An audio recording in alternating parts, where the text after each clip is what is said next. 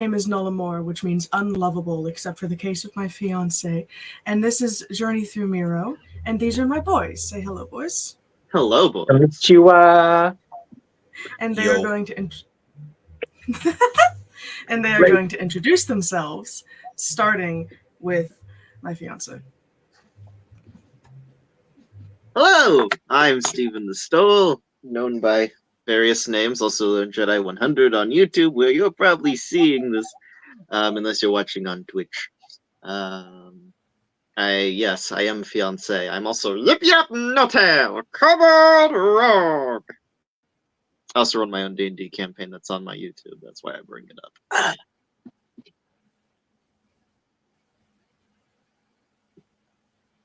You got this. Well, yeah, I was going to say, we seem to have switched places here. But I am the Black Doctor. As you can see, I am not in my usual place. I have moved to a new apartment, so things are still getting set up. So don't worry about all the internet lag and stuff like that. I'm still getting the internet connection worked out. But I play Balgroth the Dark, Paladin of Vengeance, and all around intentional bad boy, unintentional father of the group. Don't worry about it. You can find me on you can find me on YouTube, TikTok, Instagram, Patreon, all that fun stuff. And I am Dale Jitsu on TikTok, Twitter, and Instagram in that order. I am playing the role of Isaiah Yeager, Magus Extraordinaire, and the one with the best family life in the party, in as much as he has a family life. He has a family. Hey, great start, you know? Yip has a family. They're just all dead. Are they really your family anymore, or are they like the worm's food? They belong to the ground. Yeah, right. Do you not talk about your ancestors, or do you just call them, those weird people that had kids that had me? I mean, they're dead, so, you know. Wow. Okay, Grandma from Mulan. Whatever, like this. If I had a family and they all died, I would be like, oh yeah, I've got a family. You just can't see them. How helpful can they be? They're dead. Yeah, right. All right. Who can tell me what happened in the last episode? We went through TSA.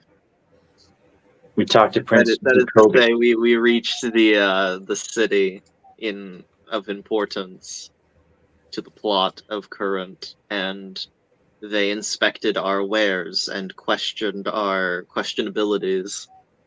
And fortunately didn't make a fuss about us having the nets. And the prince came out and met us, and it was like a faux Lando Calrissian sort of moment. Because he's a cool guy, and we have a hotel. Yeah, that basically happened. We had a conversation with the prince. None of them have really good relationships with So basically, it's the prince who's basically the granddad. The king, current king, is the grandson. The current king is the granddad. The father basically tried patricide, and now he's nowhere to be found. Yep. I've got a Helen Keller in order to communicate with him. But he has to wait till the 25th cycle before he can become king. We also learned that the light touches will be his. Yes. We also learned the Goblin King may be dead, and that the kingdom of Nithal resides in the sea here. Wait. Well, you say that, I gotta do the bit. No, can't just wait to be king. No, I think you're thinking of that, what is it? The Smith daughter song, Whip My Hair Back and Forth. Very different rhythm. What does Smith's daughter got to do with this? Well, she whips her hair back and forth. Oh. I'm told. You're told.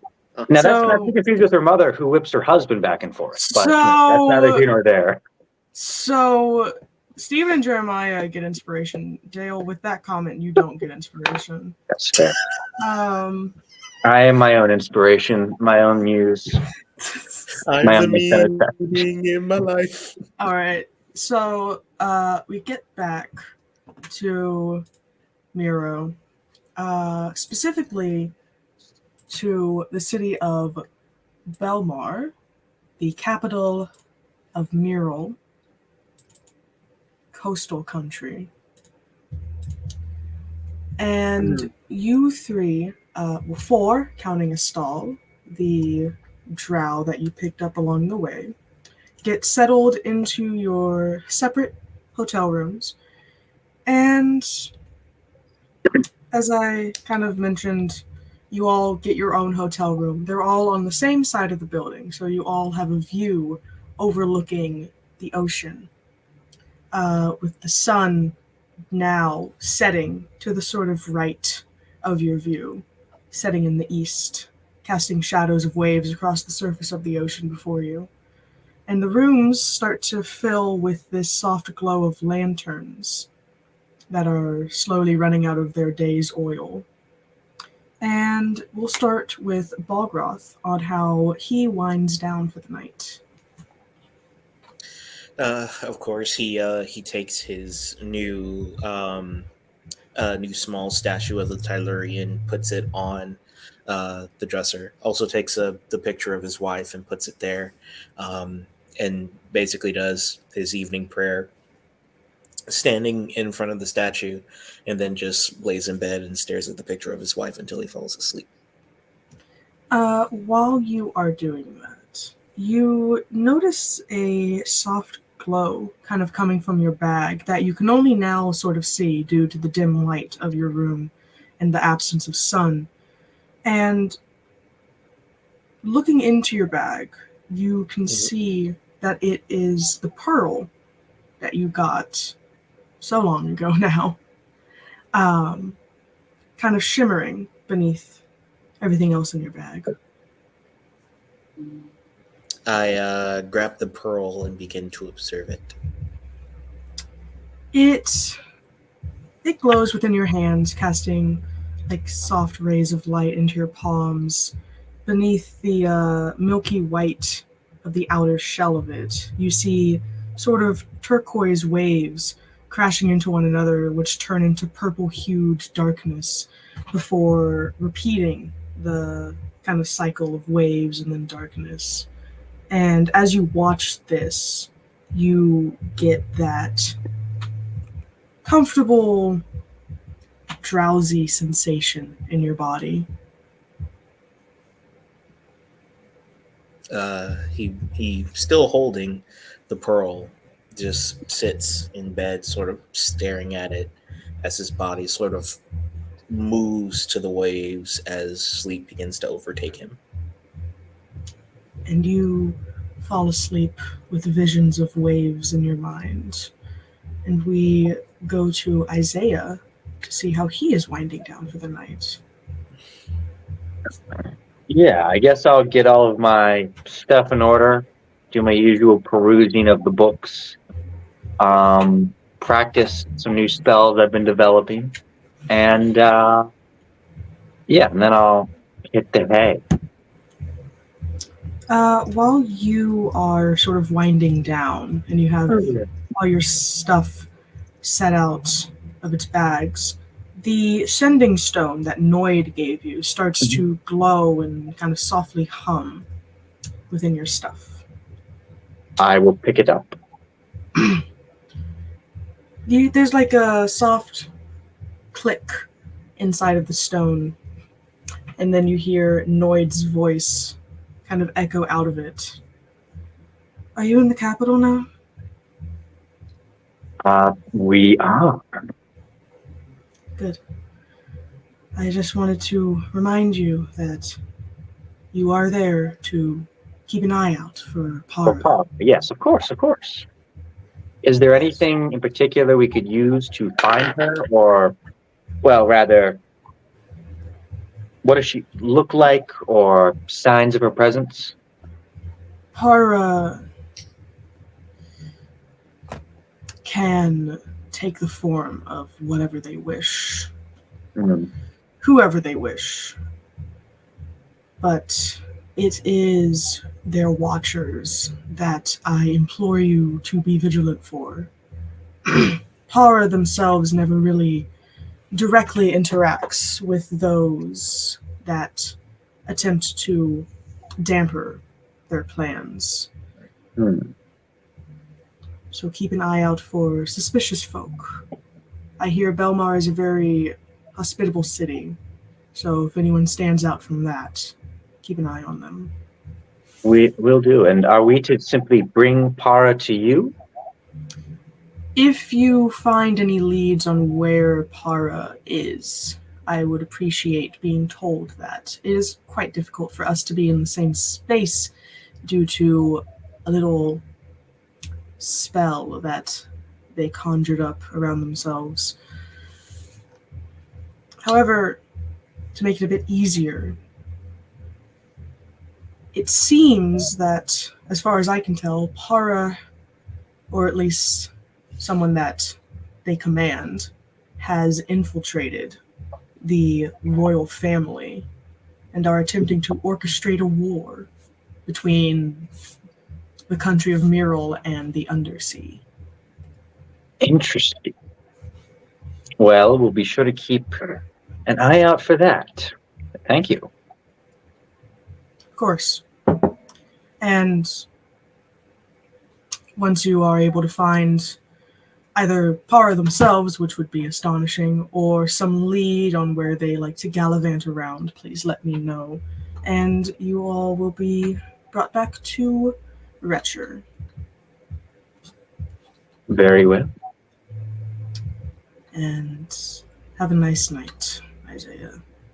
You as well. No. We'll be in touch. Over. And the humming kind of stops as the glow fades away. And yeah, do you do anything else before hitting the hay? I'm gonna have my crow stand guard, and I think I'll cast. Let's see. Yeah, I think I'll cast alarm on my room, just in case so. Cool. And it'll be All right. I assume you like deal with your octopus Oh yeah. egg. Sylvester, egg chilling, all that good stuff. Who has? Did you guys leave Gary in the wagon, or did one of you bring him into the hotel? I would have taken him in if no one else did. So I'll set him on a pillow. This is like you just leave him I in the would wagon. have intentionally left him in the wagon. I mean, he could be a guard dog. Does he need to sleep? You don't know. It's a guard head. So yeah, you have Gary, who is, from as far as you can tell, sleeping. He is making a sort of honk shoe noise as he sits wherever you placed him. I take some notes and then get ready for bed. I think he's just literally going honk, chew. Honk. Yeah, kind of. Yeah. So you drift off with the hum of Gary Cortez's snoring, and we go to a Yip Yap. And how do you wind down for the night? Do our rooms overlook the waters? Yes. Yip Yap is... We arrived there. We got in our rooms before sundown. It is now set, yes. Yip Yap has just been up against the glass, staring, watching the sunset. And, Fossil on his shoulder, just him petting, and Fossil purring the whole time. Alright. He's like, I was on that before. A water. It's very scary, Fossil. I wouldn't recommend it. I can't swim. Can you swim, Fossil? Your pseudo-dragon shakes his head. stuff. And Yip Yap is just gonna fall asleep against the glass. Like he's doing that thing that like I used to do back when I was in school of like trying to watch videos while falling asleep, where it's like he's trying to keep focused on the sun setting and he's trying to see the exact moment where it sets, and then he just realizes it's the next morning and he's drooling against the glass. So you find it hard to fall asleep. You eventually do, with Fascio kind of curled around your neck, acting as a sort of pillow for your head. But once you are asleep, your dreams are filled with rushing water, like a leaking ship. And you find yourself surrounded by water as you sink further and further into the depths of dark purples and blues with no light coming from anywhere around you.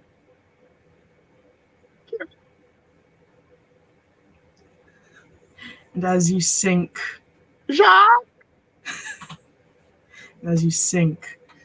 feel something grab your foot, and then your other foot, and your arms, and your neck, encapsulating you with a sort of vine kelp feel as it pulls you faster, further down. Until something, you're not able to see exactly what, casts a very, very dim light onto what you are sinking towards. A maw, a mouth, devoid of teeth but with very sharp lips. The grave mind. And it, Where's Master Chief? Where's 343 Guilty Spark? And it closes itself around you. Oh, that's not as good. You feel the sensation of water filling your lungs. And then you wake up. And it's morning. You're just sliding his face up the glass. The one time that no one else gets to see it, but the audience gets to see his hood kind of curl up and his eye just with a tiny little bead. Yeah. So you wake up from that nightmare. Balgroth and Isaiah, you two had dreamless, pretty much, nights. And it is a new day in Belmar.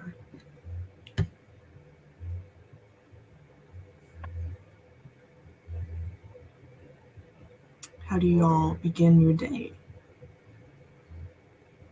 With some good aerobics, like any good weeb/Japanese person. Oh yeah, Yip Yap's gonna practice some lifts, some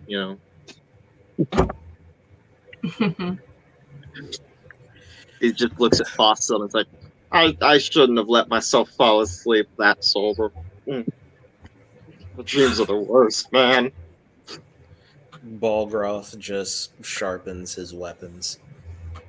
Oh, query. What exactly, how intensive would it be for me to get the ingredients to make that the skin golem? I'd imagine you Only in skin. D&D. Only in D&D could you ask that question and it actually makes sense. So, from the book that you have and the instructions that are still there, the components are pretty easy things to find. Just like charcoal in order to draw out a sort of sigil. You need graveyard dirt and the ashes of a dead man, which are a bit harder to find. Well, I think we could figure something out. I'm gonna. Is Cortez up? He's still doing Hongshu. Are you awake? Yeah? What? What's up? I take notes quickly. Fascinating. Hypothetically, If you were to get a body, would you like it to be a skeletal body or that of perhaps a skin golem? What's a skin golem? I don't know yet, but it sounds interesting. It sounds. Ooh, I don't know, because I know what a flesh golem is, dude, but like a skin golem? Yes, That just sounds like a flayed person. this book really seems to differentiate between the two, so I'm not sure. Hmm. But a little bit of necromancy never caused any issues, so I figured I'd, key you in on this one. Now, a lot of necromancy, that's caused some issues, but, much like water, improper amounts. Well, I mean, I haven't really put much thought into what I would want if I had a body, because I can't really seem to remember. I know I was a guy, I think, but I can't remember exactly what it looked like. So I don't know. Oh, well, perhaps we'll try both. All right. That sounds lit, man. Appreciate you kind of doing this to give me a body. Absolutely. That way he can go to prom.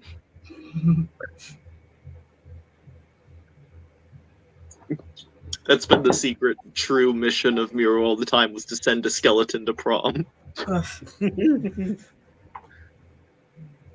And Isaiah, as you're talking with Gary, you kind of hear like what is now a recognizable sound because it has happened so much.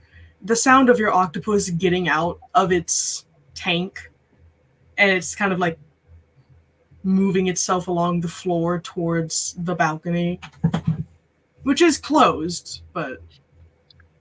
Oh, no, Sylvester, not yet. Well, actually, perhaps it would be best to release him to the ocean.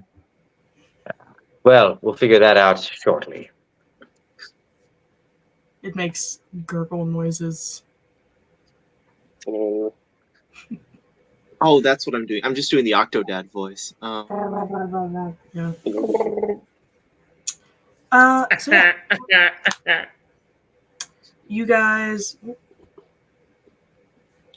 have some time. Well, I mean, you're looking for specific things now. The city of Belmar is a very expansive city.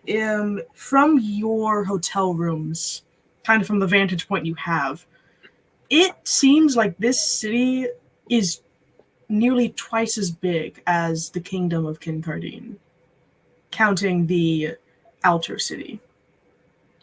And you can tell, if you stood on the balcony and looked out towards the east, that the walls of Belmar do kind of stretch off into that ever snowy horizon of the continent of Sione. But Belmar is sort of just against the water. Was food on the house, or would we have to pay for it? The rooms are on the house. If you want food, you gotta pay for it. How much for just like a whole platter of basically sushi, so raw fish? In terms of food, on your bedside table is a seashell and a menu with the type of food you can get. Yep, cannot read. Yeah, I know. He's just gonna pick up the shell. It rings. It has like at first it's a conch shell. You hear the ocean. It sounds very nice. And then you hear just a room service. Oh. I want food. Of course, sir. What would you like? Titles. Do you have raw fish? Would you like sushi? Is that raw fish? Yes, with rice and seaweed and some other accoutrement if you would like. Yeah, I want like a lot of it. How much will that be? Well, a platter of sushi is about 15 gold. If you would want more, how much do you want exactly? Oh. How much can I get for 5 gold? Well, sir, we could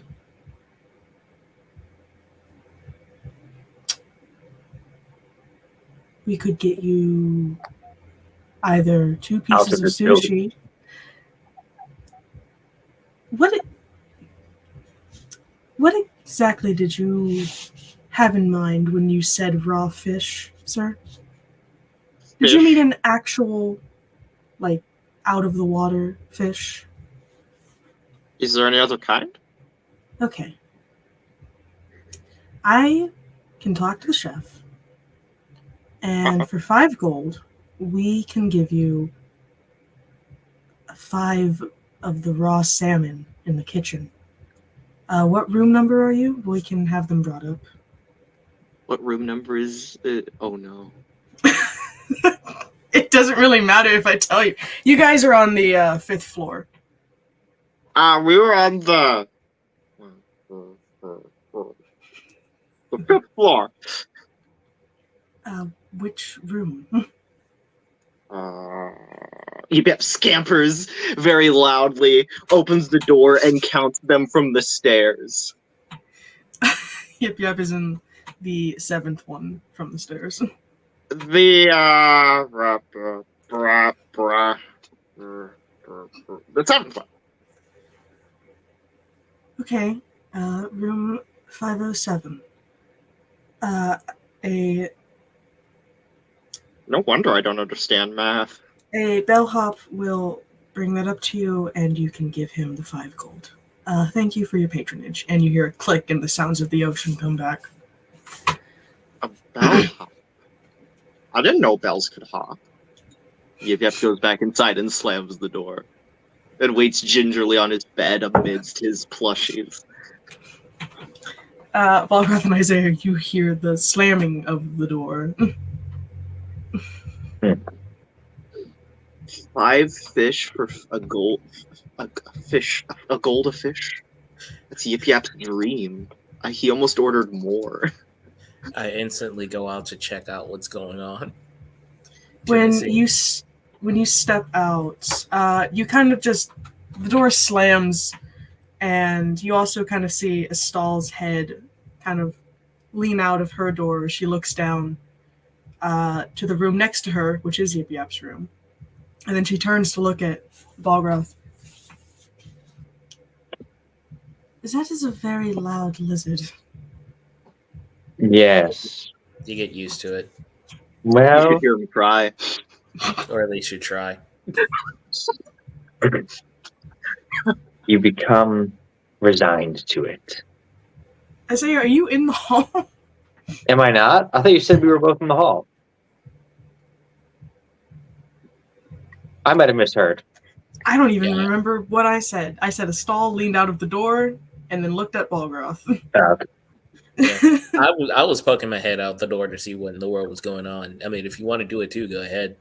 Unless you want to actually say that you have telepathy and can actually hear our thoughts. It's a funny story. Oh gosh. But yeah, Estall kind of walks the rest of the way out of her room. So, how long are you 3 going to be staying in the city? Well, until our business is done here. So, heck if I know. Sometimes we stay for a few days. Sometimes it could last a little while. Most likely only a few days. All Why? right. Well, I was only traveling with you so I could perhaps get a boat from here and continue on my way. We aren't exactly going to the same destination. Sounds like you got somewhere to be. Well, Yes. Yeah, that was sarcasm. Right. Well, it's a very big world. I don't know if I will see you again. I'll probably hear about you. But goodbye. All right. Don't get dead. Bye. And then he closes the door. And she just kind of, yeah. So, how are y'all?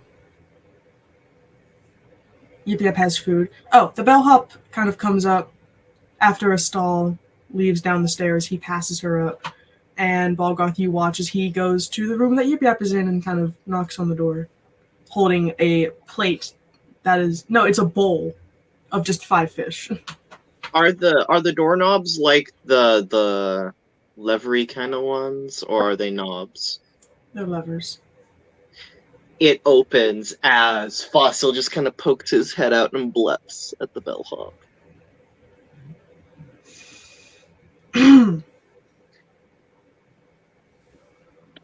I don't.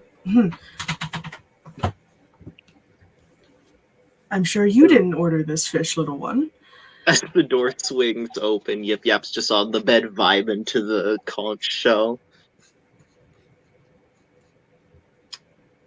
Sir? Oh, you're taller than I expected. Right. Well, here's your raw fish, and that was 5 gold. He kind of ding, but all 5 of them just kind of flip up into the air towards the bellhop. So he like flips them up, and it's all of them that flip up. He opens he's wearing like a sort of French waiter's sort of waist apron, and he opens a pocket on the apron, and all the coins go into the pocket. Epic. As Yip Yap starts to dive into, they're like full fish? Yep, full salmon. Yip Yap is in heaven as he devours them. Very good, sir. And the bellhop closes the door and walks away. How are y'all going to? What are you going to do? I want to sort of get in and out of this place as quickly as possible. So I'm going to go to Isaiah's room and I guess brainstorm on what we're going to need to do to find this Cyclops guy. Come in. I just walk through the door. I say after you come in. Actually, you set off my alarm spell, so yeah. But yeah, No, I of course use the all powerful famous spell knock. come in. I say in the third context. What? Gosh. Oh my gosh. I walk in and sort of lean upon the door, crossing my arms. So how exactly are we gonna find this Cyclops dude? That's a good question. I'm not entirely sure. I'm not sure if he's actually a Cyclops or if he's just someone who only has one eye at the moment, or if that's just a nickname. So we'll have to figure it out. Also, we are here to find Para, and I just received word last night that Para may have infiltrated or had a lackey infiltrate the royal family and is attempting to cause a war between, between this city and the kingdom of Nithil.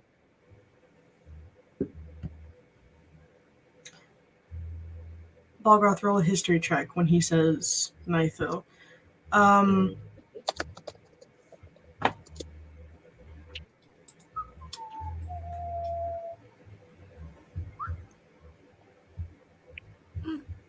Nice. Doing good with these Um, roleplay ones. It's when the fighting starts. It sucks. This is when it sucks. Don't ask me to persuade anyone. That's always terrible.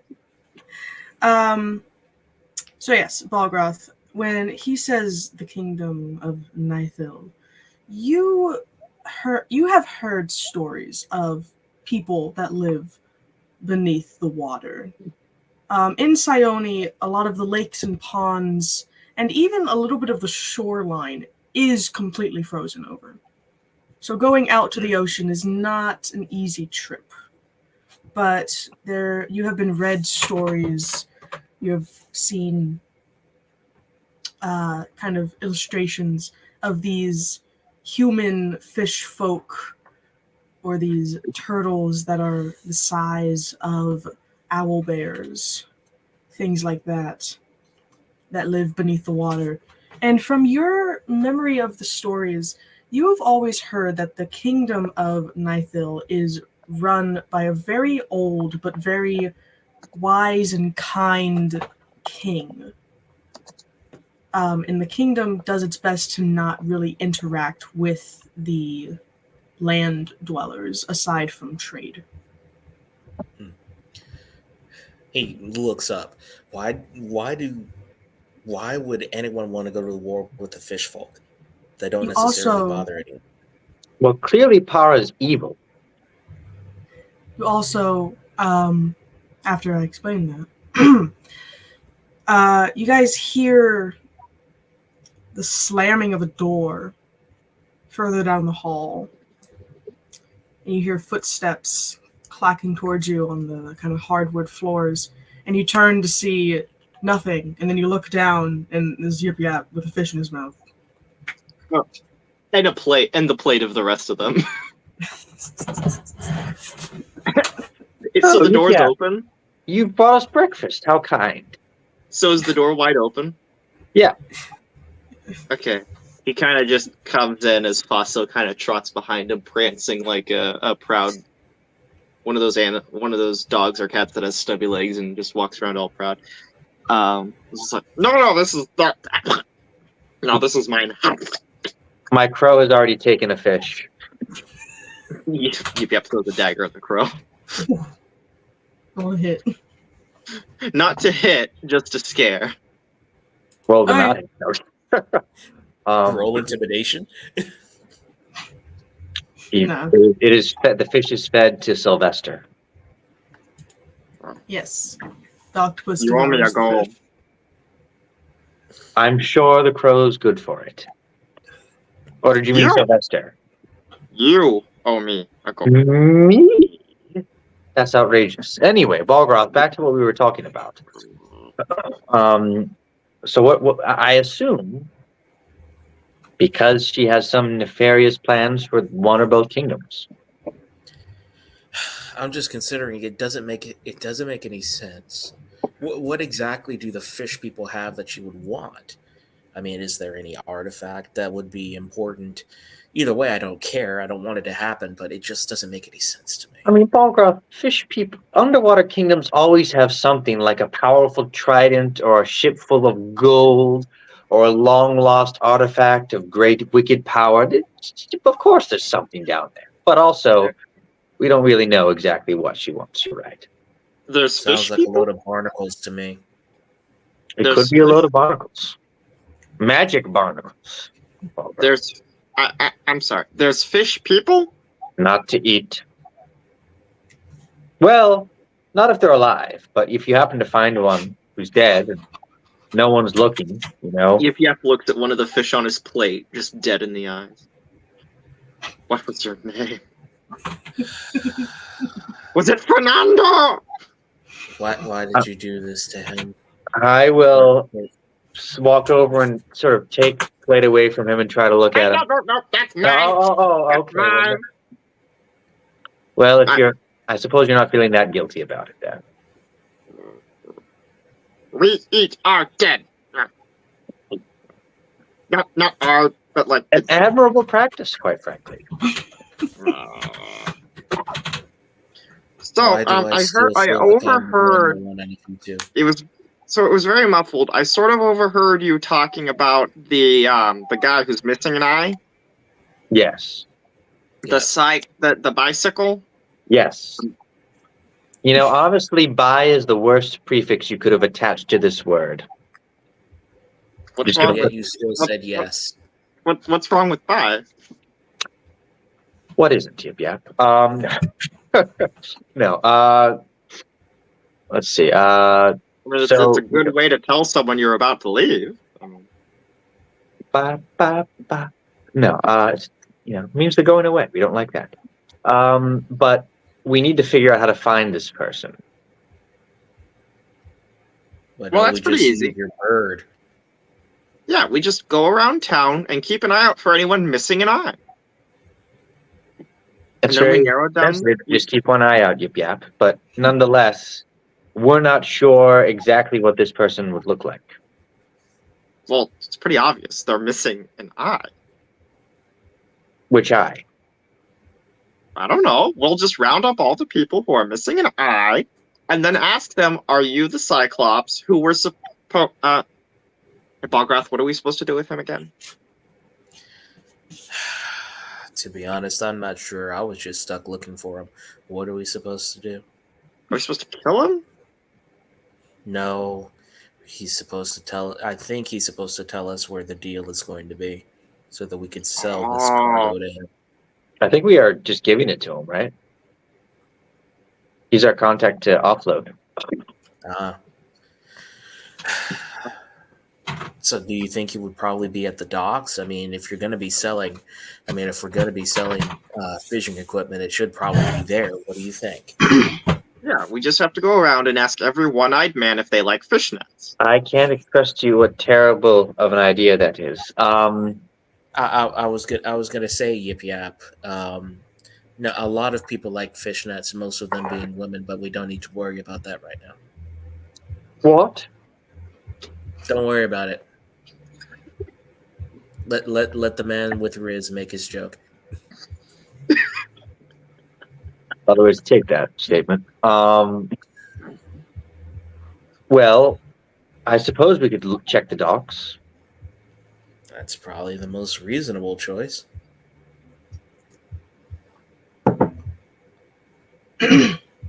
Well, you know what? I think I'll bring Sylvester and see if he perhaps would like to go out to sea.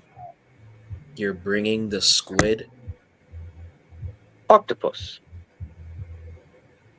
Squid. Oh, And he just walks out the room. Philistine, you. All right, yeah, let's go. And he just walks out the room to get his stuff and begin heading to the docks. Yip follows Balgrove. So yeah, as you guys leave the Jewel Pearl, which is the name of the hotel,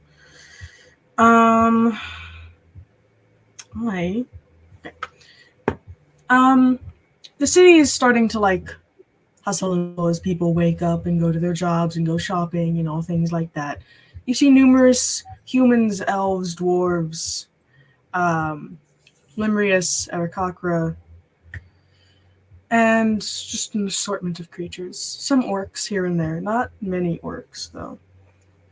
And the Jewel Pearl kind of opens up into what you can assume to be like a kind of city park, which is just kind of an open pavilion where people walk across. Some are sitting on benches, talking with each other, sitting by themselves reading a book. Things like that. Across the pavilion are numerous storefronts. It seems like most of the buildings here are stores or shops in some way or another. A few restaurants, drive-ins, diners and dives, things like that. I caught that. I see what you did there. I understood that reference. There's a guy with frosted tips going in and out of each restaurant. Goy Fury. He's Jewish. Ooh. No, he's not Jewish. That's Whoa, why he's whoa, He's named whoa, not whoa. Noah. Jewish. He's not Jewish. He's Goyfi. So what do y'all guys do? You take the lead here, Paul. Fine. Oh, Yep, wait. is- Isaiah, how are you carrying Sylvester?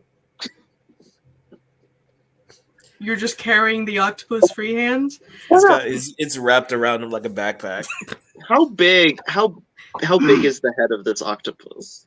The head of the octopus is the size of Yip Yap's torso.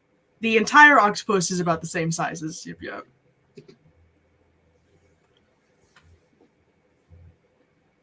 Nice. Oh, Are you actually just holding the octopus with your bare hands? Yeah, I'm going to put him in the ocean eventually. So he's got you're like a just falconer's carrying- glow.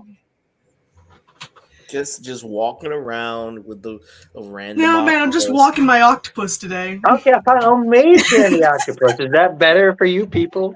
Well, I mean, I don't know. it's typical for people. It's typical for octopi to remain damp in order to breathe.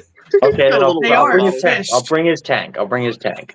We serve food here, Didn't sir. know that. Yeah, didn't know that this was Animal Planet with PETA on the side. But I was Yeah. just, hey, man, if you want to just walk him around with No, nothing, no, he's we'll just take- gonna we'll take- attack children. So I don't we'll know take what you the- want from me. we'll Also, take he's the still tank. alive. There's no PETA here.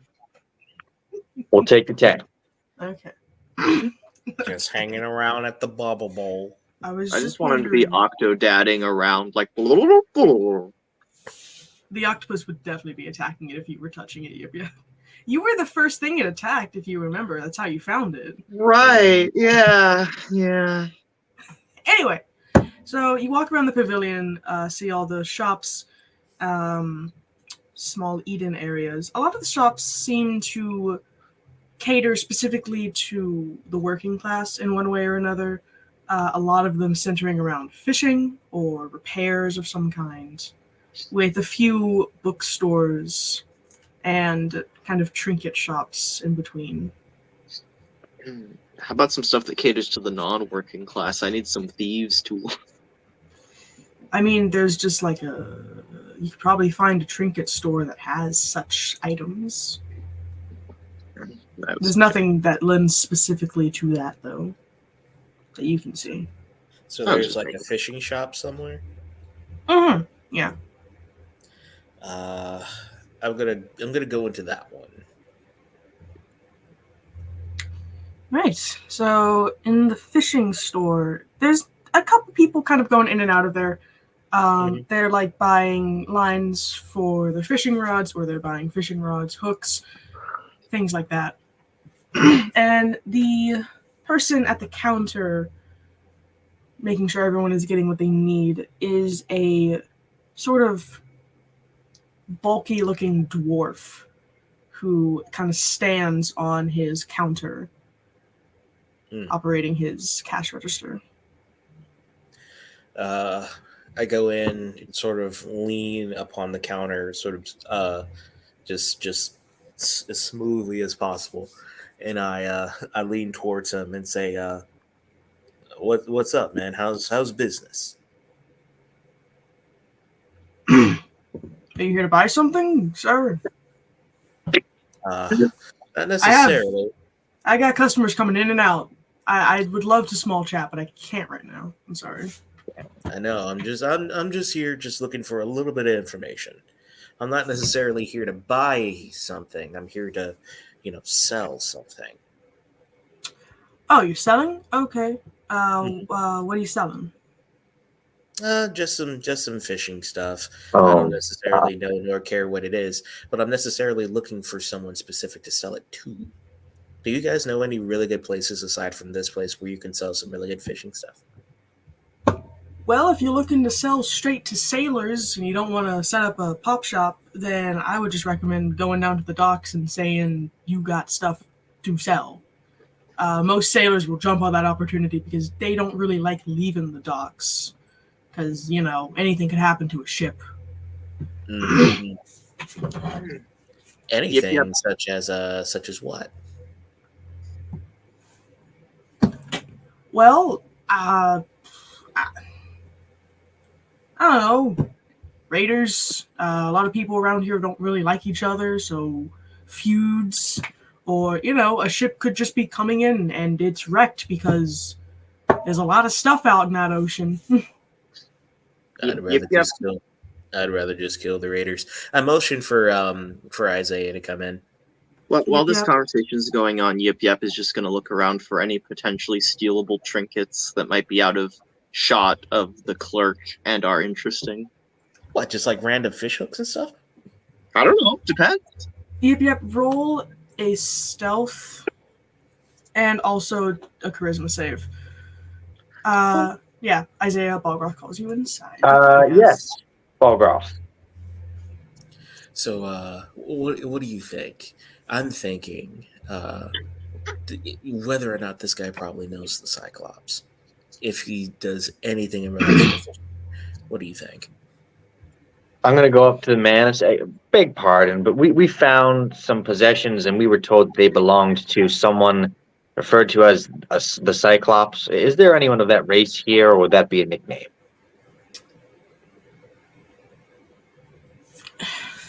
Well, I mean, a lot of pirates do have one eye. I don't know what that's about. I don't know anyone that goes by Cyclops around here. I've seen a Cyclops or two when they come in on their packaging ships. None of them really stay too long, though, because everything's a bit too small for their liking around here. And this entire time he's talking, he's also, like, dealing with customers. Mhm. Listen, I don't know exactly who or what you're looking for, but if you're going to continue to bother me about it, son, I would very appreciate you buy something at the very least. No, we mean no offense. Consider us nobody. And I, Yep. While you are going around the store, there's a lot of people kind of going in and out of the store with their new things. A lot of them are distracted, and you're able to kind of, with Balgroth and Isaiah also kind of distracting the clerk, you're able to snatch one or two hooks off of a shelf and a line of fishing wire, along with a shiny kind of fish lure. And as you reach for the kind of the lure, which is, it's like one of those silver ones in the shape of a little specific fish I'm trying to think of, but I can't remember what. Mhm. It's glittery and it's got two hooks on it. Someone kind of taps you on top of your head. What you doing there? Oh, I'm just admiring the wares, Being a customer. When you turn around to see who tapped you on the head, you see this kind of tall man with his arms crossed over, a sort of red suit jacket with gold embellishments on the buttons. His arms crossed, and he has a hat with a feather on it. He's kind of looking down at you. Right. Never seen a lizard really take much of a liking to fishing. Well, yeah, you see, we really like fish, so naturally, we like to fish.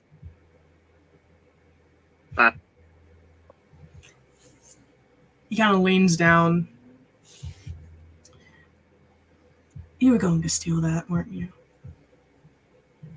What makes you think that? Because I also saw you take some hooks and fishing wire and put them in your bag. Hey now, you're not in trouble. I'm just curious. Oh, I just it's shiny. It's kind of the mind of a kenku you have there. But I can't blame you. A Clemtu? A kenku. It's a crow person. They also like shiny things and are prone to stealing, so keep your eye out. Oh, I know a crow person. His name is Isaiah. Oh yeah. Yeah. Well. He's a big crow person. He has one all the time. He taught me how he summoned it. Well, you and your new items and your crow person have a lovely day. Thank If you. you want- What's your name? My What's name? your name? Oh. You can just call me V. What's your name? Yep, Nota. Kobolds do have such silly names. But I Yeah. have to be on my way. And he kind of like pats you on the head and walks out with his coat kind of flowing behind him. And you notice that the shiny lure in your hands is gone. Is there another one? Yeah, there's more. Yep, takes one and quickly stows it away. Yeah, so the shopkeep is just kind of like, the last of the customers, at least from this rush, are starting to dwindle out, and he's kind of counting the money he has as he looks at Isaiah and Balgroth.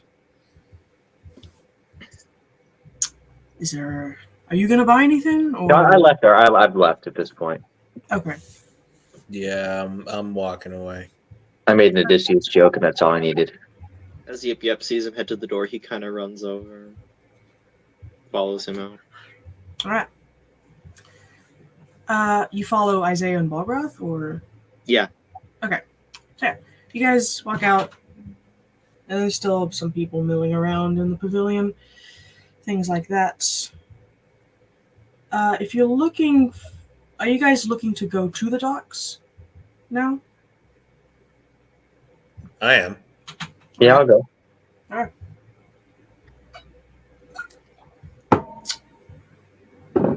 There are a couple signs put up, and also it's kind of easy to tell, because you could probably hear the sailors and things from the docks yelling out what they need to do and stuff.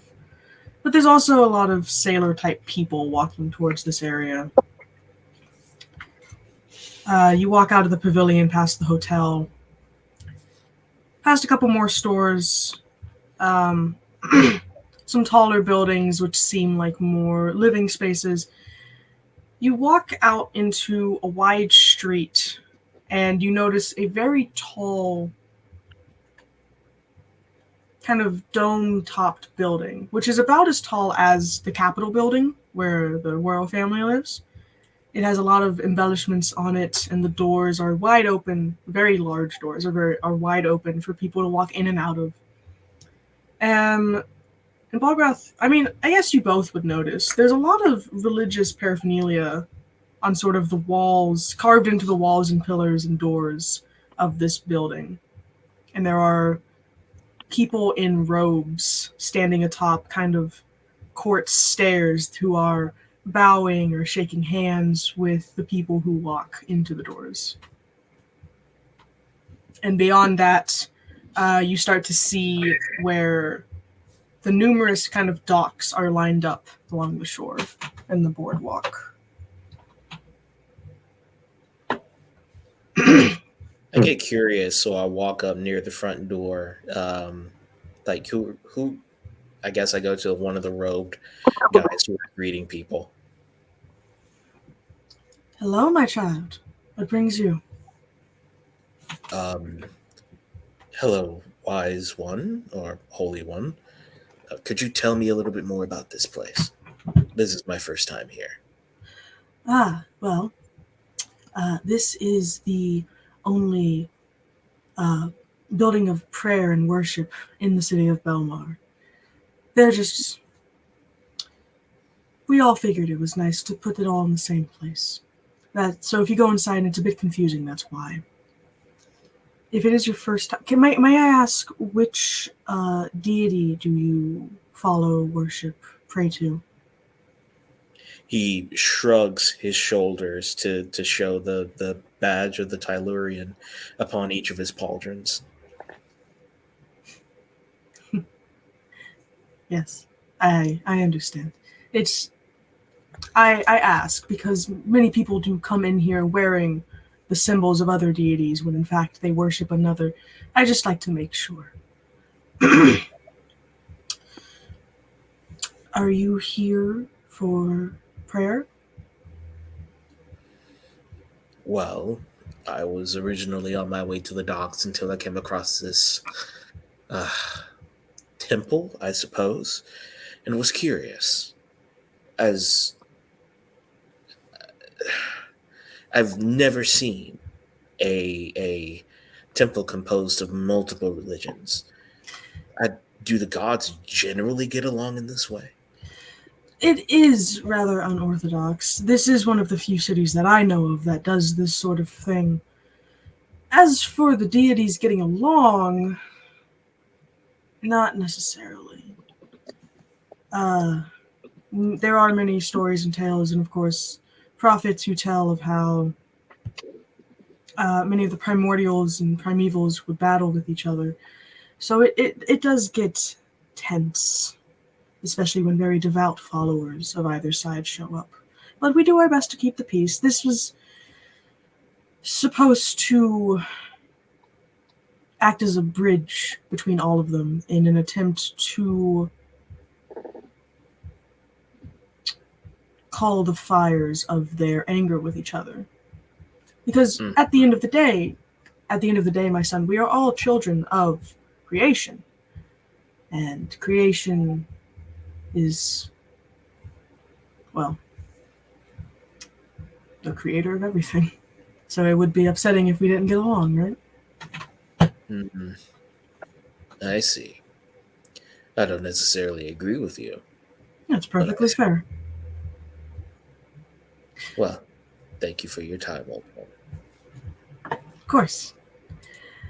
And if you ever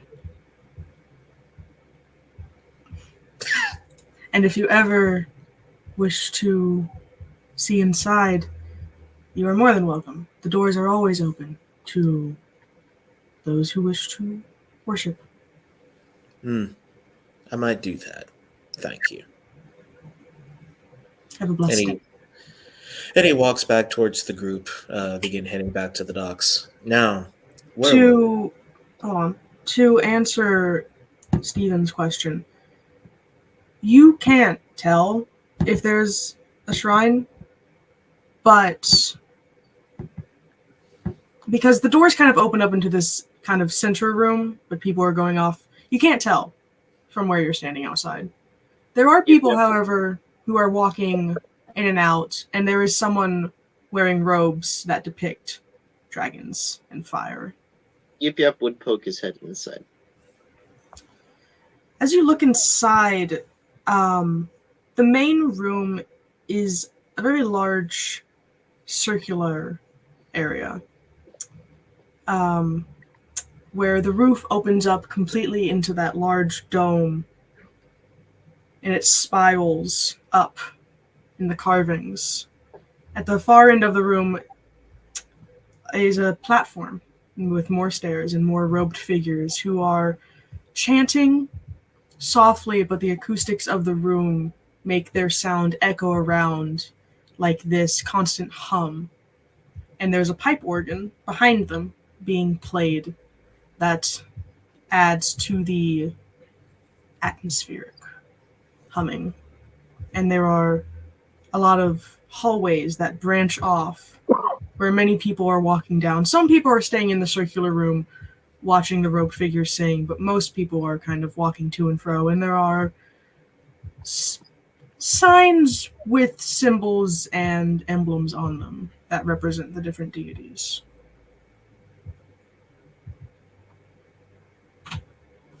In that, Yip doesn't really see anything that strikes him as like, oh, that's Kiriga. Well, you see dragon. You see the emblem of a dragon-like figure and the flames around it. Not a symbol you recognize specifically, but you recognize it to be a winged lizard. Yip's just gonna kind of shyly scamper up to it and be like, is this you? New shrine. Do I see Yip do this? Like, do I see him walk into the temple? Probably, yeah. I'm gonna Big have to shrine go who in did. after him. I'm going to have to go in after him. I'll go After you here. All right. Since Isaiah and Balgroth, you guys can read naturally, there are signs that say the names of the main deities that these hallways branch off into. So you can see, like, on one side is the Tellurian, the Soaring, the Vast, and the Radiance. And on the other side, you have Svelda, Data, Ambrew, and Zito. And Yip Yap is standing in front of the hallway that sort of leads into the Radiance. He's just tapping a symbol of a dragon as Balgroth walks up to him. Oh, the Radiance, yes. That's your, well, that was your god, right, Yip Yap? His name is Kira. Well, was Kiriga. Yes. I look at Isaiah. Can you have some tact today? Didn't he die? At least in here. Yip Yap's gonna take out his little bit of chalk and kind of walk. Is it like a circular shrine? You're not at the shrine yet. It's in the hallway. You have to go down the hallway. I Are go you gonna down. draw on a tapestry? I go down. I go down the hallway. As you walk down the hallway, there are more signs with more symbols upon the kind of. There's not doors keeping these rooms closed.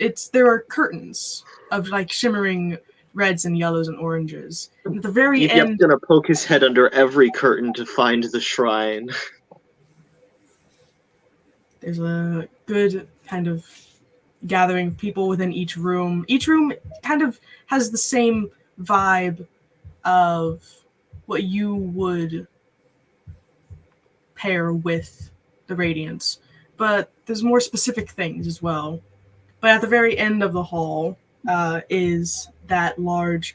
It's a arching doorway with no curtain on it, and the arch is kind of obsidian, embellished with silver inlays that depict dragons flying around each other. And within, you see a couple people sitting in these pew-like benches. At the very front of the room is a golden bowl with a couple coins in it, some folded up pieces of paper, and other like small items like that, in front of a tapestry which depicts the front features of a red dragon with golden eyes. Does it look like him? It is, I would describe the style to be medieval. Yip Yap. When you look at the tapestry, it doesn't look exactly what Kiriga looked like, but as you look into the eyes of this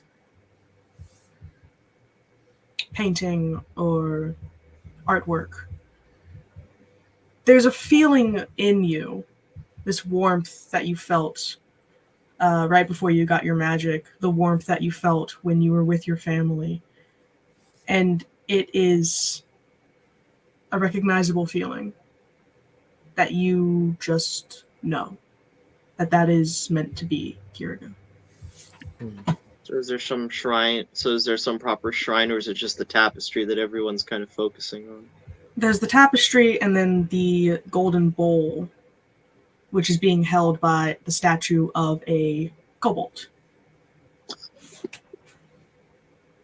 Yip Yap is gonna plot right up to that kobold. Yeah. It is a statue. It is. You should have led with that. I wasn't going to because I knew you were immediately going to start doing stuff, and I wanted to describe the room. The statue is kind of a marble statue, but the eyes are rubies, and the teeth are golden. It's kind of, it has its teeth bared. And what most people would see as a snarl, maybe, you understand to be a smiling kobold. Yip Yap smiles back. The yap that smiles back. As you walk up, No also tail. people kind of lift their heads up and kind of tilt their heads at you as you walk up to the statue. But they don't say or really do anything. They're just kind of watching. Yip Yap is gonna put in the bowl the cork dragon carving that he has.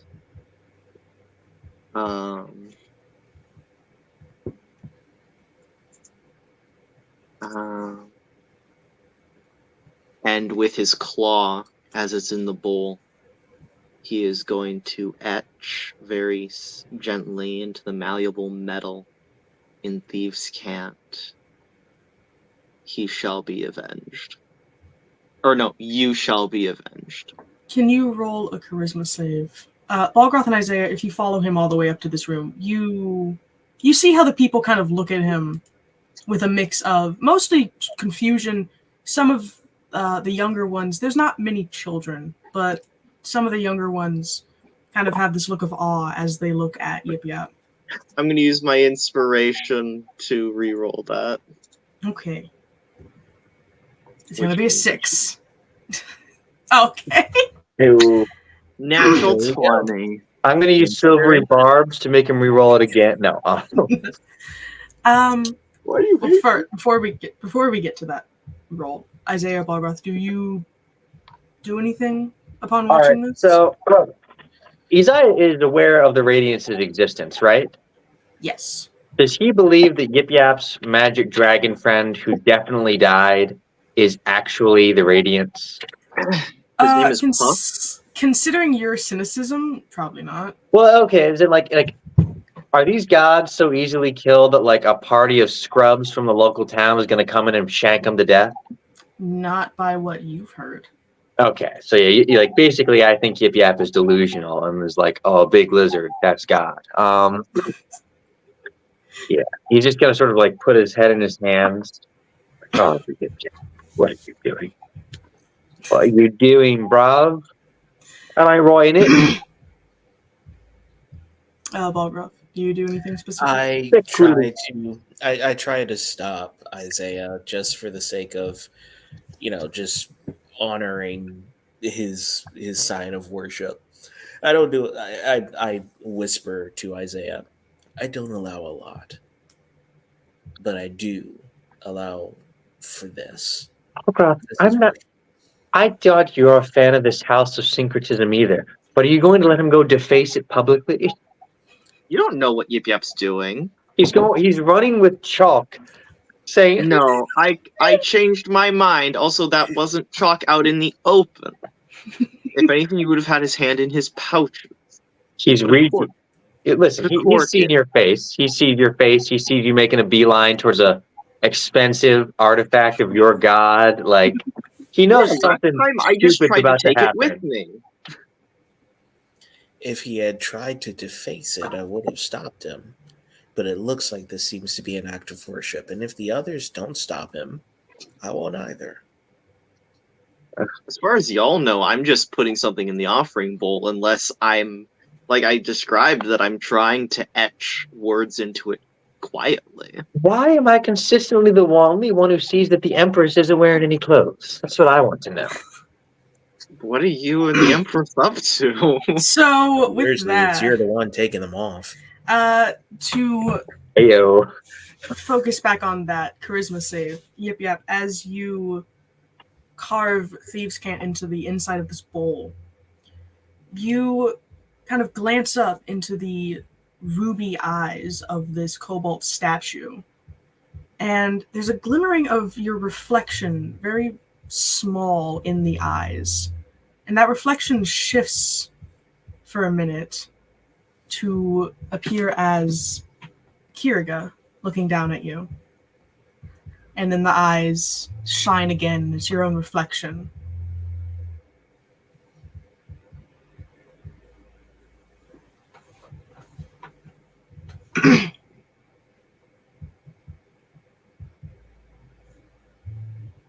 Yep, is just gonna slowly turn around. All right. I squat in front of Yip Yap. What did you see? Myself. And then Kirika. And then myself.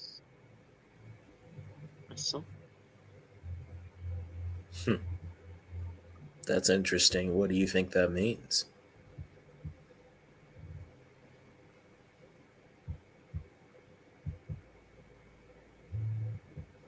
I don't know. I don't understand a lot of things. Hmm.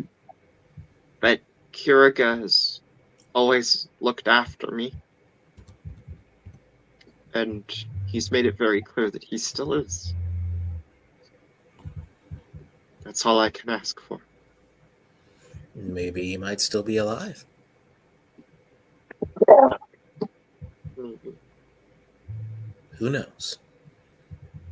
Come on. I'm pretty sure Yip Yap knows, but anyway. With that, we're going to take a 10 to 15 minute break. So I can dry my tears.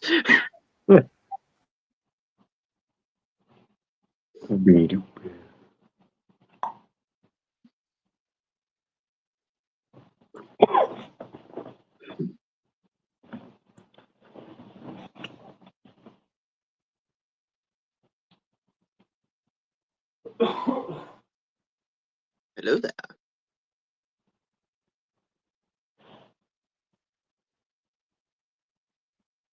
Journey through Miro is brought to you. It simply is.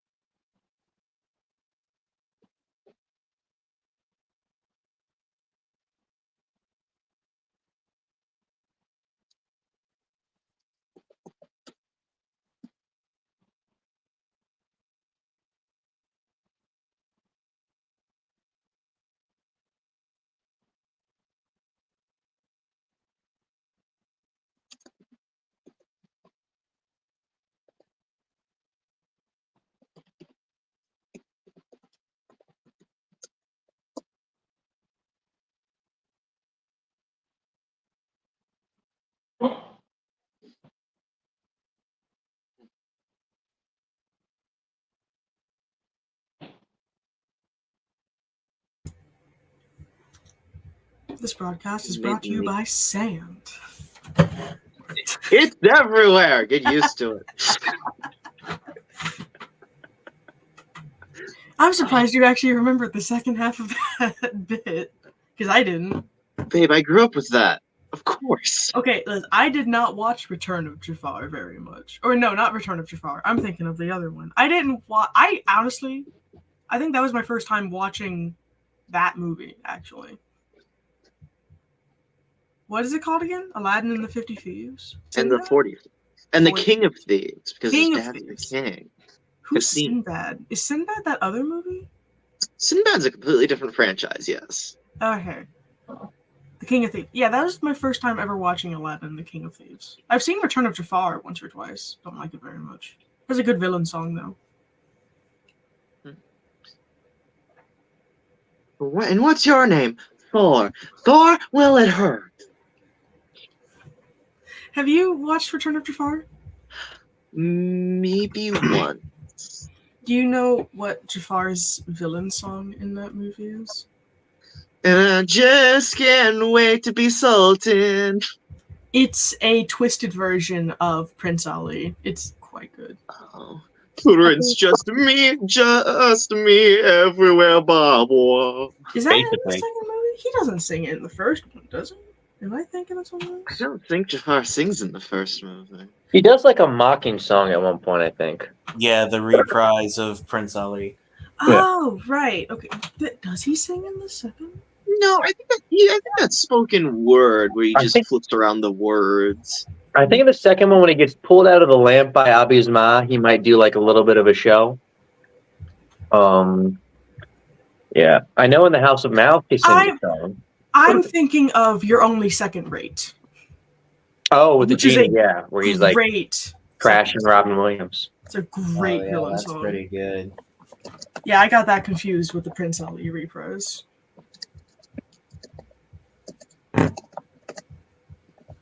That song, I need to listen to that song again. It's so good.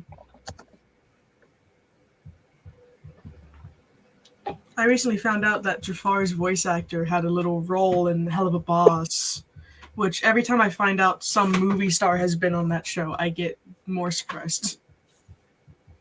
The Connections is amazing. What one? Well, the connections that show has is amazing.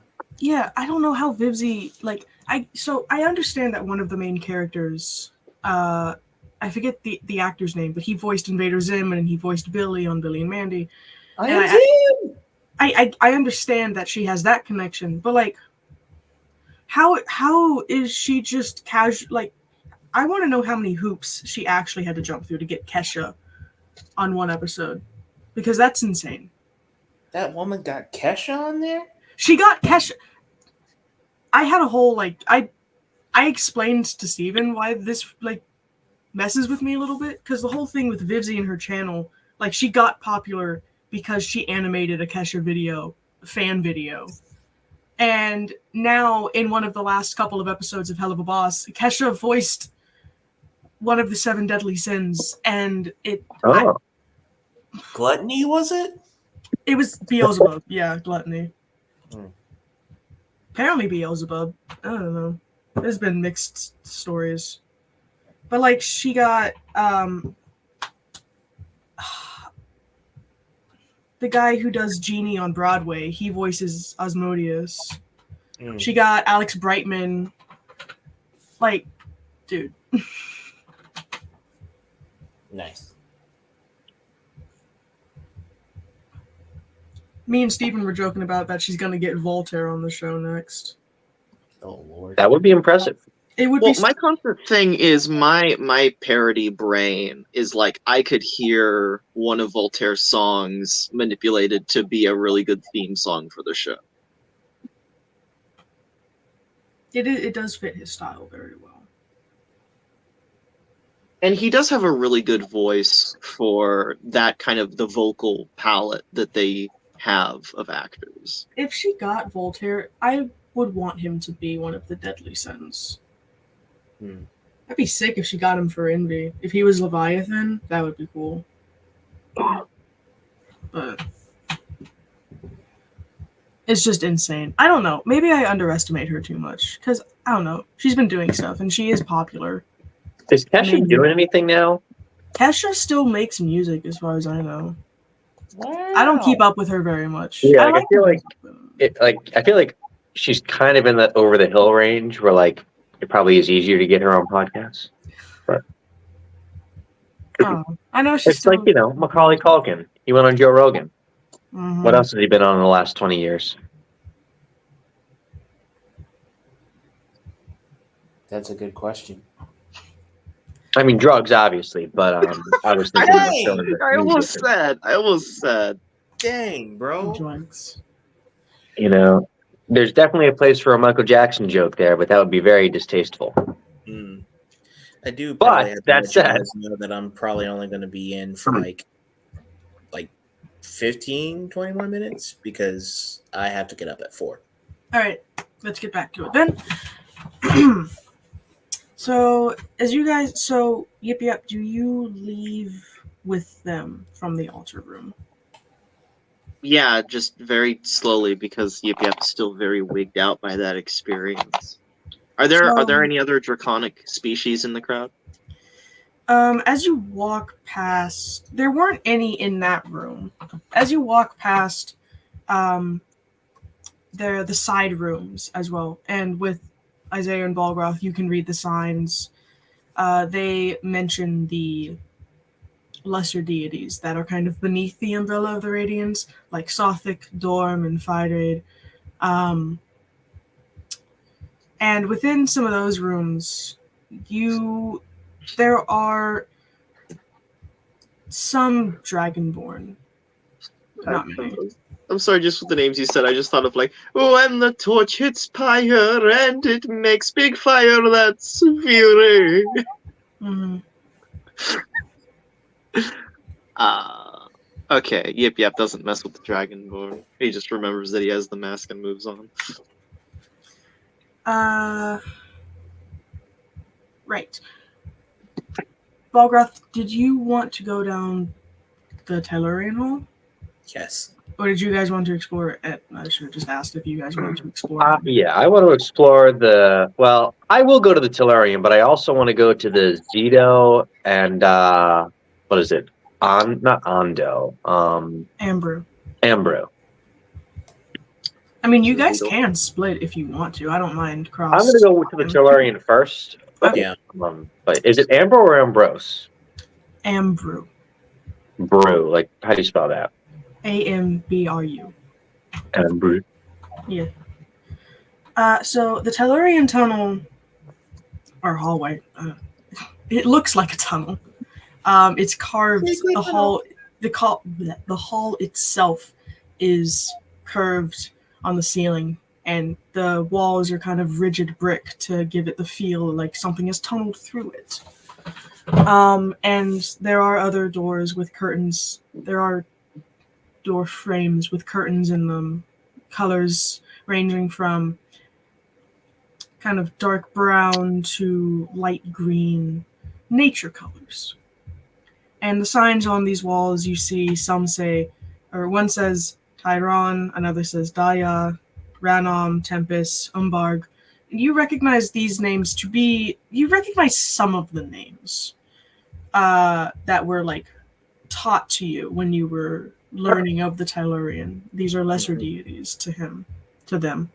And at the end of the hall is the Tellurian altar, which has the same kind of pew setup that the Radiance one had, except this one has sort of vine decor coming down from the ceiling across the walls, and the banner at the end is one that depicts a sort of chimera-esque creature.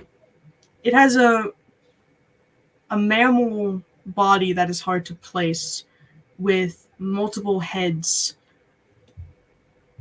How a hydra is typically depicted, very long necks, but with different creatures, like there's a head for a canine, a feline, a marsupial, things like that, with paws that, again, each kind of looks a little bit different, and a myriad of tails of different lengths, textures. And in front of that is a few kind of statues all sat in a semicircle that face the banner.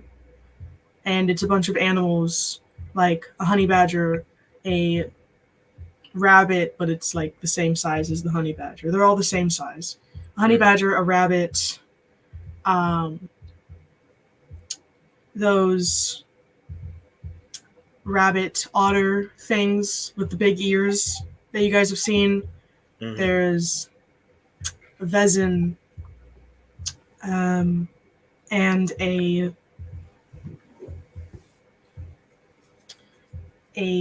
kind of, it's a feline. You can't exactly tell if it's like a tiger or a panther or anything like that. Oh my. Mm-hmm. Balgroth goes to the statue shaped as a badger. He takes out his sword of vengeance, lays it long ways, and then places it before the statue, kneeling before it and placing his head on the sword. And then he begins to pray, asking for guidance, asking for the Tylorian to again bring vengeance against the goblins, everyone who's wronged him, and for him to find those responsible and empower him to bring justice.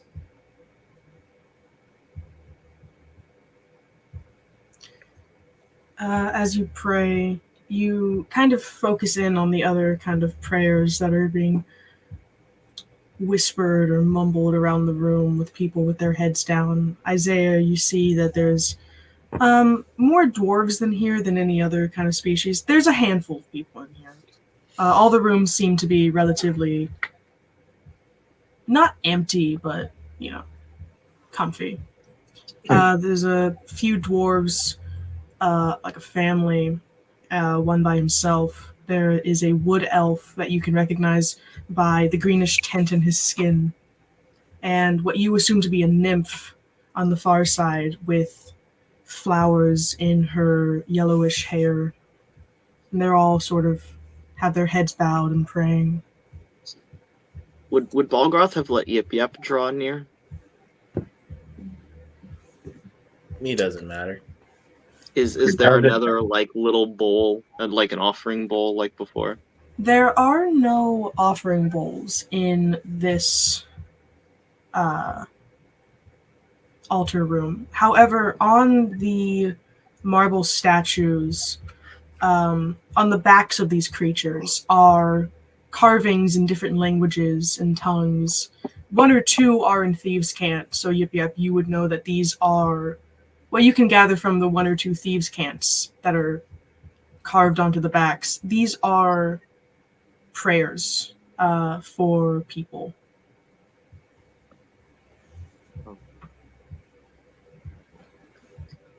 Yip Yap just slowly approaches with something to carve, just nervously looking at Balgroth to see his reaction. I lift up my head and look intently at Yip Yap. Yeah, Zaya has some thoughts there too. Okay. Is he gonna say anything though to Yip Yap? What are you doing? Look at the. I see the chat. I'm waiting to see if Balgroth responds first, though. I'm carving a little prayer. What are you going to say? Just a little prayer for you.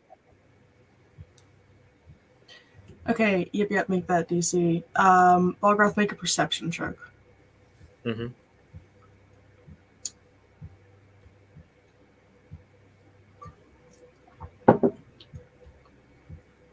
I do what? You need to roll an intelligence save. I'm going to use one of my inspirations to re-roll that. Whoa! Nice, Yip. Wow. All right. So yeah, Yip, you're not given a really bad headache. Balgroth. Yeah.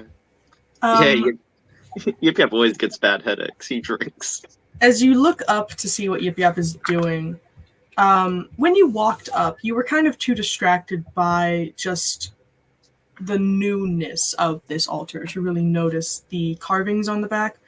But when you look to see what he's doing, you see that there are either things carved or written in some chalk or clay or ink, some of them overlapping each other, of words, prayers that have been left by people that all kind of culminate into meaning someone wishing something for another person. It's just a tiny Banksy in one corner. Like someone wishing for protection for someone else or for themselves. grounding, perseverance, things like that. Balgroth looks at that and then looks at Yip Yap, and then nods, and then puts his head back on his sword. Yip Yap carves what he's gonna tell Balgroth later is, please help Balgroth. He's a good guy. Oh, that's cute. I'll allow it. And he's gonna collect. These What are a like guy. wood altars. They are, the base, most of them are made out of marble. The backs are not wood entirely, but an easily carvable surface if you So need to carve. what? He's gonna collect any debris shavings that come off. What do I call it in my inventory? Prayer dust, I guess. If you want a cool name for it. Prayer dust. Dude, that would make the sickest indulgence to sell someone. Are you kidding me? Like, I right after the death of a relative, just sell them some prayer dust. want some Oh, prayer this will get you dear and Agatha out of purgatory real quick. Let me tell you, this prayer dust right here, mwah, Maron. The It's nun not is about the how dust much in the prayer coffer dust you got. cleans. How tightly can you roll a dollar bill? Oh no. As the dust in the coffer clings, the soul from purgatory springs. It's the dust to the copper cling. Yeah, Yip Yap is just gonna collect the dust and like put it in one of his. I assume Yip Yap probably has, from some of his weirdness, he probably has a few like just glass vials that he just puts it into. Yeah, Hmm. little vials of things. Yeah. Zydrate comes in a. So yeah. After you are done praying, Balgroth, Mhm. what do you do? He gets up, sort of lays, he sort of taps or rests his head on the head of the Tylurian, and then gets up, places his sword on his back, and begins to leave the altar. Make a charisma saving throw, please. Mm-hmm. I'm good at these. I'm good at my other inspiration to re-roll that. Darn it! Oh my god! Are you Bruh. kidding me? I won't. I'll say that you didn't expend a inspiration because that's funny. That's But you can't rude. re-roll it again. I know.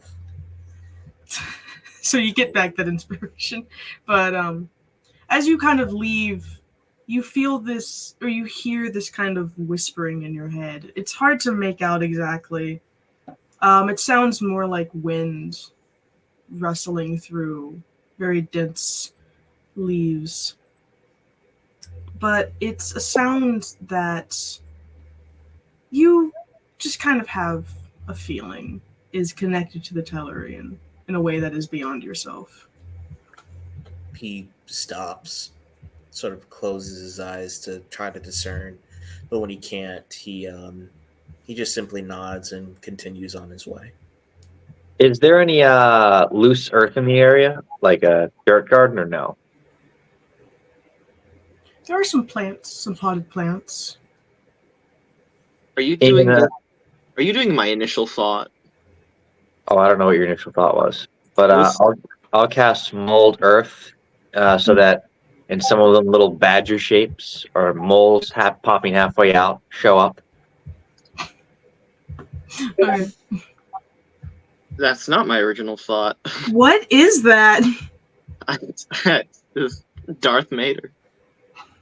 Wait, now I gotta open up Discord. and My check initial this out. thought that I thought you might be going on was Yip Yap was just gonna pull out like some pocket dirt and offer it, Why do but you there was have no this offering picture? bowl. Why do you have this picture? I found it. What? I don't have it. I found it. I can have it. I'd No. have to save it. No. Okay, we're moving on. And I'm gonna write in the dirt also family, and then I will also walk out with Balcroft. Ohana means family, and family means Yip Yap gets left behind. What? Where are you going? He runs after them. With that, Jeremiah, you can go because I doubt that this is going to last until you guys can get to the docks. So, Alrighty. I will see you guys later. Boy. Farewell, adieu to you. Isaiah, what do you do? Just as an offhand thing, I meant to say this to him. There is a wrestler called Eddie Kingston who used to have a segment called Eddie Kingston Addresses His Enemies, and he would slowly go from like more serious people he was having feuds with to like people who cut him off in traffic, people in the 6th grade that like, made him stub his toe or something. That's how I imagine Balgroth's prayer was. I'm addressing my enemies. So, in any case, I want to go to the. I'm going to hand my Sylvester off to Balgroth for a minute, and I'd like to go to the Zato and Ambrew sections. Balgroth goes NPC mode and just stands still with the octopus in his hands. He's out there giving quests to people. Yep, So- I must have more mushrooms. follow Isaiah. I require an ale. Hail, adventurer. So, as you walk up, there are 2 separate hallways that branch with Ambrew and Zito, kind of next to each other. And the, like, arching doorways of both of these tunnels, the one for Ambrew is... The hallway is very bland. It's very stark white, smooth walls with curtains that kind of shimmer with silver, pearlescent visions. The Zito Hall is very, very colorful,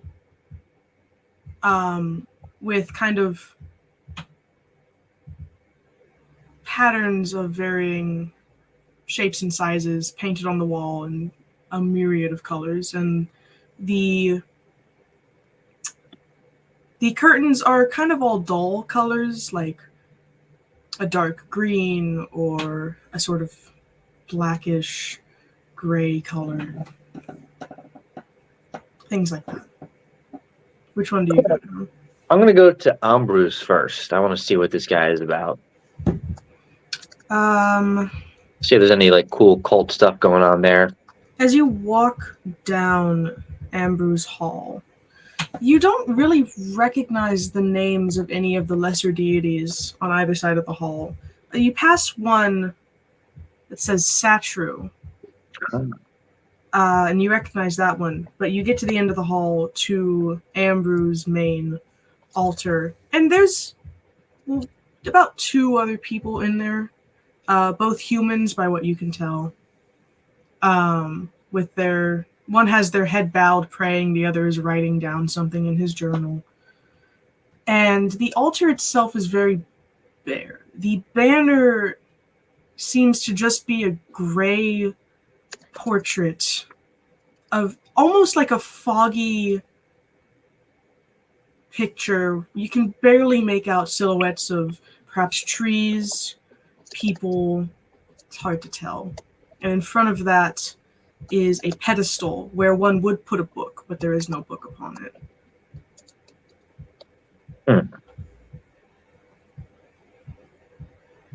Interesting. I'm going to do a detect magic. Do I see anything magical? Nope. What if I put a book on this pedestal?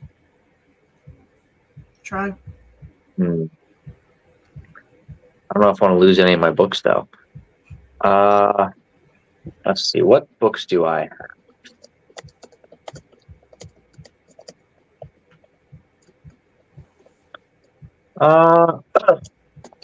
I have How to Tame Your Dragon, 2 Lemurius magic books, a Skin Golem book, a Bark book, an Orc book, Divination for Dummies.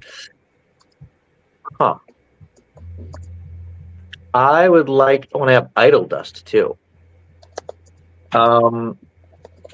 I would like to take out the...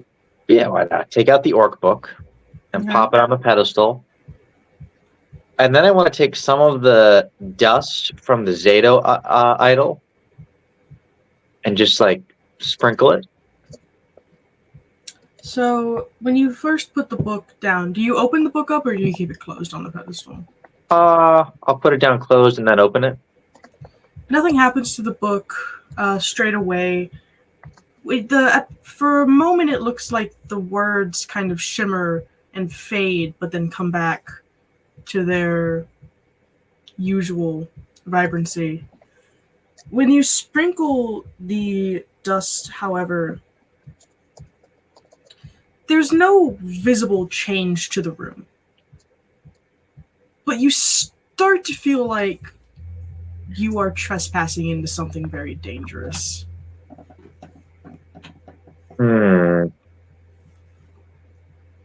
Make a charisma save. Yeah. Charisma. My highest stat. Bruh, gonna use my old inspiration right here. Let's see how this goes. What's Yip Yap up to while Isaiah does this? Yip Yap. Oh no! Yip Yap's just looking around. As a joke, I'm imagining he's just momentarily slipped into the digital circus. He just kind of fell into the back rooms.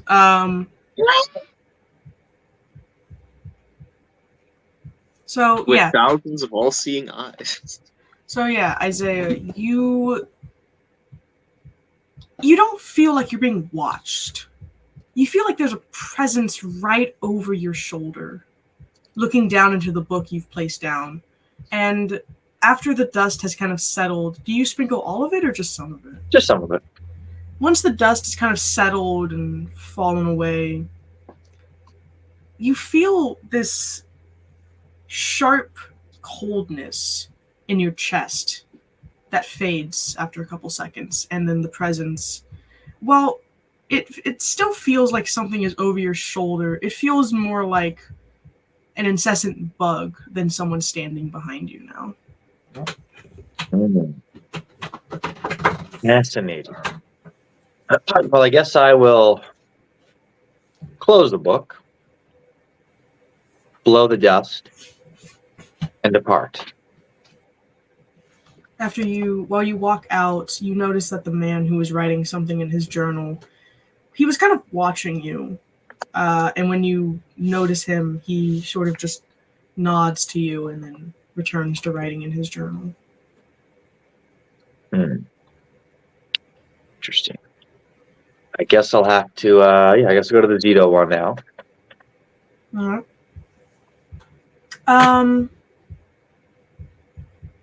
Yep, make a perception check while you're walking between hallways. For Isaiah, you walk down the the colorful hall. All the colorful things are painted on a background of black. What did I say? On a background of black paint are the colorful designs. And there are signs in here too. Only really two of which that you kind of recognize the word. You see a sign that says Flogant, and you see a sign that says Grimane. At the very end is Amber's Zito's altar room.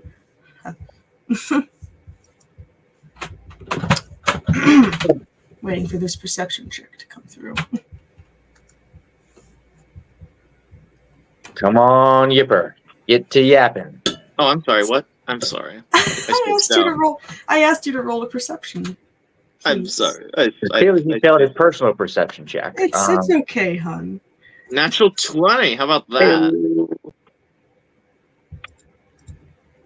So as Isaiah walks down the hall, and Yip, you're in between hallways, briefly back into the large circular room, you look back over at the Radiance Hall, just kind of in a sense of not exactly longing, but like a pull.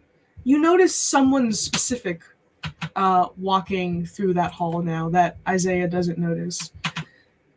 You see that drow, the stall, walk down the Radiance Hall. Yip Yap is gonna do his little copper wire. Go. Hey there. So I can cast message. What you doing? You can respond to this message. There is silence for a handful of seconds before you hear, "I'm going to worship." And then nothing else. He's still looking, or is she looking over? No, she didn't look back at you. She's still walking down the hall. But she doesn't go to the very end. You can kind of see the hall curves, but she doesn't walk down to the end where the altar is. She walks past one of the curtained doorways. Okay, yep, just vibes. Alright. With Isaiah, you walk into Zito's main altar room. And this altar it doesn't exactly have pews like the other ones did. It has that same colorful paintings upon them. They all kind of devolve into spirals before they end all over the walls. Where there was typically a banner in the other rooms, in this room, the wall is covered with bookshelves. And the titles of these books seem to just be repeats of each other. It doesn't seem to be a big diversity of what exact books are there. And some don't have titles on the spines. And there are a handful of people in this room. Where there were pews in the others, there are kind of couches and armchairs. Close, kind of circling small tables. Some people sitting down are reading books. One or two was reading them out loud in a very soft whisper, like they're praying. Others are perusing the bookshelves, or they're sitting down, and instead of a book, they have a glass of wine or some other drink in their hands. And against the wall where like the doorway is, where you walked in, is a table that has what you assume to be the wine that they're drinking, along with a few other choices of alcoholic preference, along with small plates with sponge cake-like treats cut into squares. Hors d'oeuvres. I'll be right back. I'd like to pull a book that doesn't have a title. On the first page, it says, dedicated to those who live in abundance and don't restrain themselves with their desires. And then the rest of the pages are blank.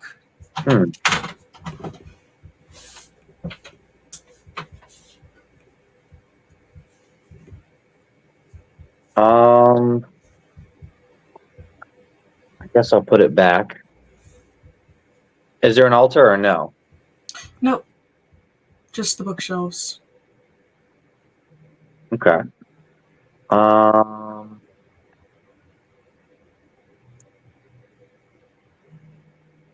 Let's see. I think I'll take a little bit more of the idol dust and just hold it in my palm and see if it reacts to anything. Roll a charisma save. Oh dear. Charisma.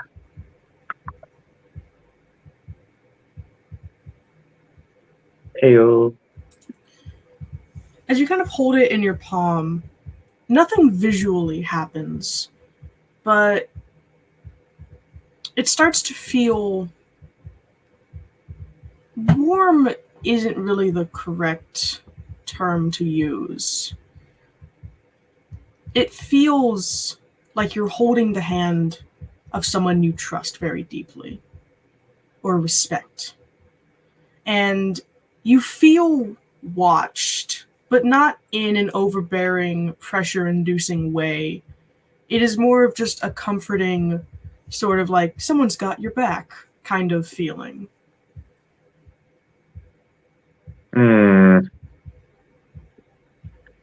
I think I'll sort of just brush that off and continue on and leave. All right. As you leave, you notice one.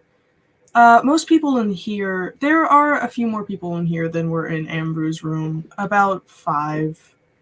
And they are mostly humans, from what you can tell, at least. Hair obscures ears, so you're unsure if they're elves or what have you. One is in an armchair, kind of off to the side, writing in a journal. And you notice he was watching you with what you were doing with the dust. And when he notices you looking at him, he gives you a nod and goes back to writing in his journal. I would like to. What is that? What is that reaction? I don't know. It was just your voice sounded funny. It might have been the mic acting up. I would like to cast detect thoughts on this person. Please stop that. It's really messing with the mic, actually. All right, I'd like to cast detect thoughts on this person. And sort of just as I walk past, see if I can glean anything from him or others. Surface of its mind. Okay. From what you hear at the surface of the mind of this human,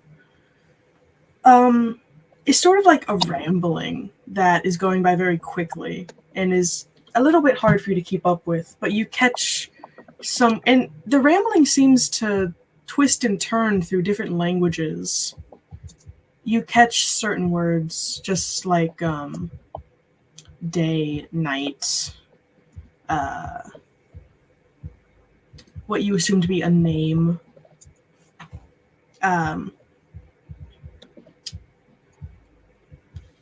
Twy.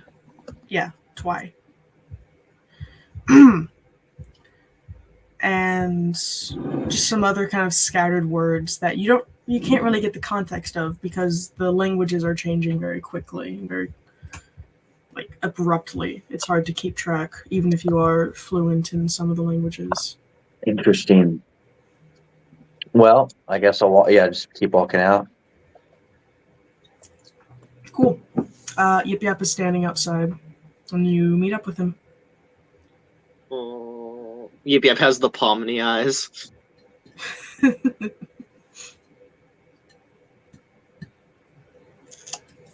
So yeah. I see Balgroth, sort of moving robotically. I am Balgroth the Dark, the Blade of Vengeance adventurer. Well met. What was that? Must have People been are sort of like going up to talk to him, but then leaving before he's done speaking, but he finishes what he's saying. Mm-hmm. Yep. I mean, again, it is your choice. I'm asking to make sure. So you don't follow Istall?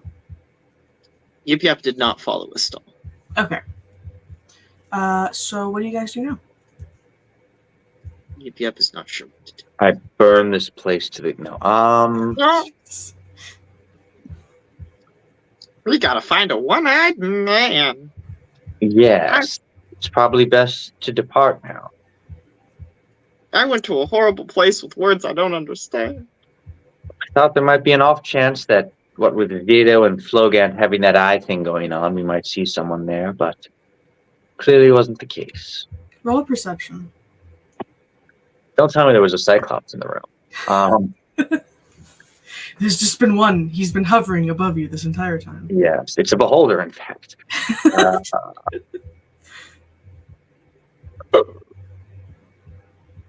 Dang.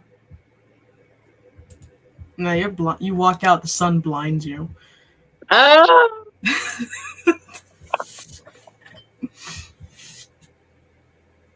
yeah, you guys leave with Balgroth behind you. You leave the temple, or chapel, and you start, I assume, making your way to the docks. Yeah. Yes. Okay. With that, then, we are going to end the session here.